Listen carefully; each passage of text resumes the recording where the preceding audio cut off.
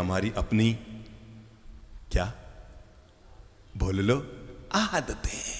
यूं तो कहने के नाम पर हम सभी बहनों को यही बताया जाता है कि आदमी अपनी बीबी का गुलाम होता है। सफेद झूठ है। आदमी दुनिया में कभी बीबी का गुलाम नहीं होता। सच्चाई तो यह है आदमी अपनी आदतों का गुलाम होता है। हो सकता है बीबी उसमें एक हो। अगर आदमी गुलाम होता है तो किसी और चीज का गुलाम नहीं होता है। आदमी अपनी ही आदतों का गुलाम होता है, जो बचपन में एक एक करके गलत आदतें आदमी की जिंदगी में आ जाती है। वही गलत आदतें आगे जाकर आदमी के संस्कार बन जाती है, और वही संस्कार आगे जाके उसका चरित्र बन जाते हैं, और वही चरित्र उसके पूरे जीवन का निर्माण करता है। हमारी आदतें ही हमारा भविष्य तय करती है।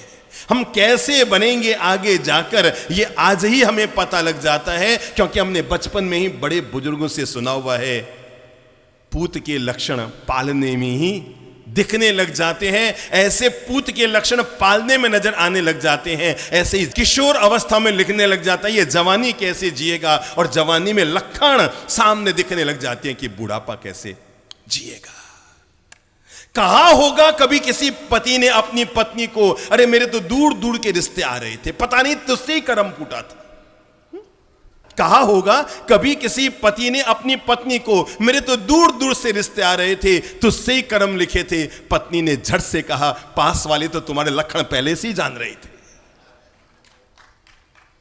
इंसान अगर अपनी जिंदगी में किसी चीज का अगर आदी होता है तो अपनी ही आदतों का आदी होता है। हमारा व्यवहार, हमारा स्वभाव, हमारे जीने के तौर तरीके, हमारी बोलचाल, हमारे औरों के साथ पेश आने का तरीका, ये सब हमारी अपनी आदतों पर निर्भर करता है। ये आदतें जब इंसान की अच्छी बन जाती है तो उन्हीं में से कभी कोई भगवान श्री महावीर बनता है। ये आदतें जब श्रेष्ठ बन जाती है तो इन्हीं में से कोई भगवान श्री राम और कृष्ण बनता है। ये आदतें जब अच्छी बन जाती है, इन्हीं में से कोई महावीर और बुद्ध बनता है। और यही आदतें जब इंसान के गलत रास्ते पर चली जाए, मेरे भाई, रावण और राम ये कोई अलग अलग इंसान नहीं है, अलग अलग रूप नहीं है। आदमी की आदतों का परिणाम है अच्छी और श्रेष्ठ आदतें, अच्छा और श्रेष्ठ स्वभाव, अच्छा और श्रेष्ठ चरित्र इंसान को राम बनाता है। और यही चीजें जब गलत राह पर चली जाए तो इंसान को रावण बनाता है। आपने देखा राम और रावण, खास बात क्या है दोनों की? राशि एक।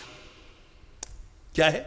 अपन अगर ये कहें कि राशि के आधार पर आदमी का भविष्य तय किया जाता है, राशि के आधार पर नहीं होता, आदमी के आदतों के आधार पर होता है। राम की राशि भी वही, रावण की राशि भी रही। एक भगवान बन के पूजा जाता है और एक फूंका जाता है। आखिर फर्क क्यों? किसका कारण? आदमी के चरित्र और आदमी के आदतों के कारण। कृष्ण और कंस, राशि एक नहीं, कुल भी एक, वंश भी एक, खून भी एक, लेकिन एक चीज अलग अलग हो गई, और वो है कृष्ण की आदतें मानवतामुखी हो गई तो दुनिया के भगवान बन गए। और कंस का नेचर, कंस की आदत, कंस का स्वभाव, कंस का चरित्र गलत रास्ते पर चला गया, वो दुनिया में शैतान बन गया। बस ये जो दिमाग है ना, यही इंसान का तय करता है। आदमी के आचरण ही आदमी के चरण को पूजनीय बनाते हैं। किसका चरण पूजनीय होगा? ये कोई गोरे रंग के चरण पूजनीय नहीं होते कि जो लोग अपने पांव के नाखून पर वो रंग बिरंगी नेल पॉलिश लगा लेते हैं, या उस पर वो अटरम पटरम खटरम लगा लेते हैं। चरण उनके पूजनीय नहीं होते जिनके चरण ज्यादा सुंदर बन जाते हैं। चरण उनके पूजनीय होते हैं जिनके आचरण सुंदर होते हैं, जिनका नेचर सुंदर होता है, जिनका जीवन सुंदर होता है। आखिर उन्हीं के चरण पूजनीय होते हैं। कब के चले गए होंगे भगवान श्री महावीर और बुद्ध धरती से, कब के चले गए राम और कृष्ण धरती से, लेकिन आज भी पूजे जा रहे हैं उनके चरण, क्योंकि उनका आचरण महान था। इसलिए कभी चेहरे पर दाग लग जाए तो ज्यादा चिंता मत करना, क्योंकि चेहरे के दाग से इंसान की जिंदगी बहुत ज्यादा प्रभावित नहीं होती। हाँ, अगर बच सको तो एक चीज से जरूर बचना, और वह कभी जिंदगी में दाग न लग जाए, क्योंकि चेहरे के दाग तो फिर भी खत्म हो जाते हैं, पर जिंदगी में अगर दाग लग जाए तो आदमी कभी बेदाग अपने आप को नहीं बना पाता है।